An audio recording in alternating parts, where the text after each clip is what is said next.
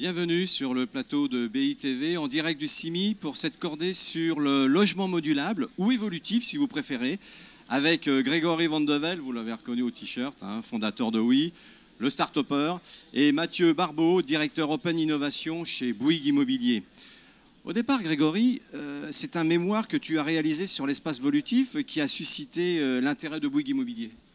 Oui, j'étais vendeur chez Bouygues Immobilier, j'ai voulu reprendre les études et je suis parti faire un master à l'ESSEC. Et mon sujet de mémoire, c'était comment rendre les logements évolutifs et personnalisables. Et donc j'ai inventé une nouvelle manière de construire les logements et le PDG de Bouygues Immobilier m'a proposé de devenir intrapreneur et de tester mon concept sur 4 logements pour faire un test et prouver que ça avait du sens pour les clients et pour le promoteur.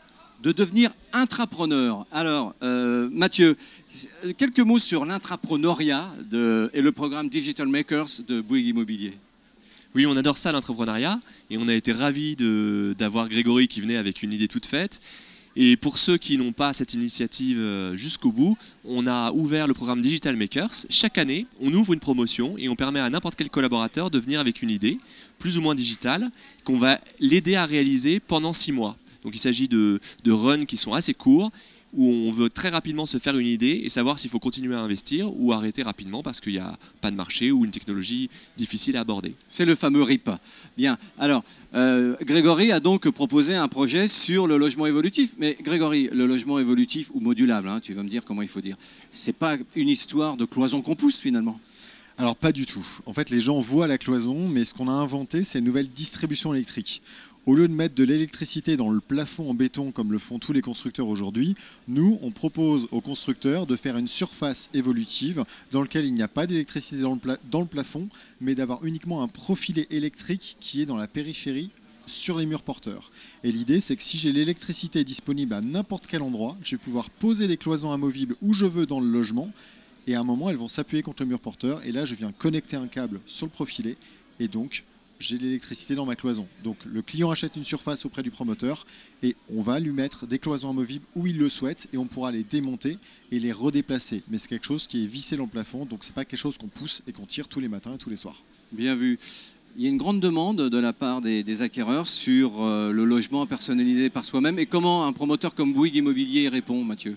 Alors il y a de plus en plus de demandes, c'est à des degrés très variables finalement. Il y a beaucoup de gens qui veulent le personnaliser simplement, peut-être mettre un mur en couleur ou simplement choisir l'emplacement des prises ou choisir les prestations. Donc là on a mis en place un configurateur qui nous permet directement de voir son appartement tel qu'il va être, de changer le carrelage, de changer le meuble de salle de bain. Donc c'est déjà un premier niveau de personnalisation. Et puis parfois il y a des gens qui vont plus loin, donc ça nécessite des travaux plus importants pour personnaliser vraiment comme ils le veulent. Et puis, on a encore une troisième catégorie de gens qui veulent vraiment, comme le disait Grégory, aller vers l'évolutivité du logement. C'est typiquement se préparer, on se dit qu'on va avoir un enfant, qu'on va peut-être rajouter une chambre, et là, ça nécessite des mesures techniques beaucoup plus importantes, et c'est là que des solutions comme OUI sont super intéressantes pour nous, et qu'on peut les proposer à certains types de clients, tout à fait. Mathieu, merci. Merci Grégory, fondateur d'OUI fondateur d'OUI. Merci à Mathieu Barbeau, directeur Open Innovation chez Bouygues Immobilier. Merci pour cette cordée sur le logement évolutif. Alors, on dit bien évolutif et modulable ? Évolutif et personnalisable. Et personnalisable. Merci à vous Olivier. Deux. Merci beaucoup. Merci, au revoir.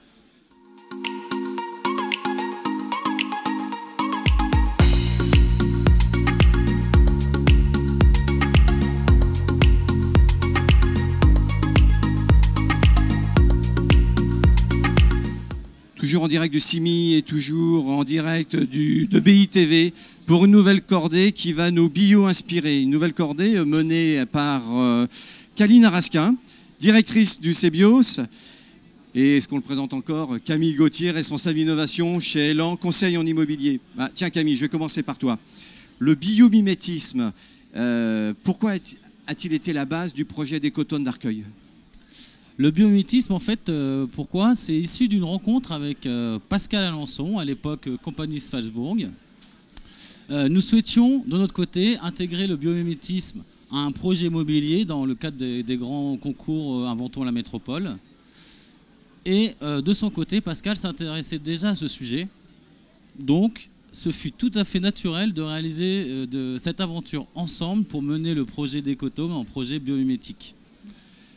Elan, nous sommes un cabinet de conseil en immobilier créateur de valeur responsable. Responsable pour que les projets sur lesquels nous intervenons aient un impact positif à la fois sur l'environnement, sur le social, tout en s'inscrivant dans une logique financière définie. Et c'est donc là, dans ce cadre du projet d'Ecotone, que Elan a fait appel au CBIOS. Et donc, Kalina, quelle est la part du CBIOS dans ce projet d'Ecotone ? Donc, le CBIOS, c'est le réseau national de compétences dans le domaine du biomimétisme, donc ce qui consiste à s'inspirer du vivant pour innover. Et nos missions principales sont de fédérer le réseau, d'accompagner les projets innovants, notamment par la fédération de ce réseau-là, par le développement de l'expertise dans ce domaine-là. Et c'est à ce titre-là que nous avons été sollicités et invités par Elan à rejoindre ce projet Ecotone pour venir en soutien, et notamment en soutien scientifique sur ce projet-là. Parce que si l'équipe s'était déjà dotée des compétences des biologistes, notamment via le Muséum d'histoire naturelle, eh ben, arriver à traduire les problématiques biologiques en problématiques d'ingénierie pour le bâtiment, c'est pas une chose aisée. Et c'est vraiment nous l'expertise que nous avons développée, ce transfert de connaissances de la biologie vers les autres disciplines. Et c'est à cette fin que le groupement des acteurs du projet Ecotone nous a sollicité pour faciliter en fait l'appropriation de la biologie par les acteurs du bâtiment et réellement sa traduction en objets concrets sur le projet Ecotone. Donc après cette sollicitation de la part du porteur de projet d'Ecotone, quelle forme de complémentarité vous vous êtes distribué entre Elan et CBIOS ?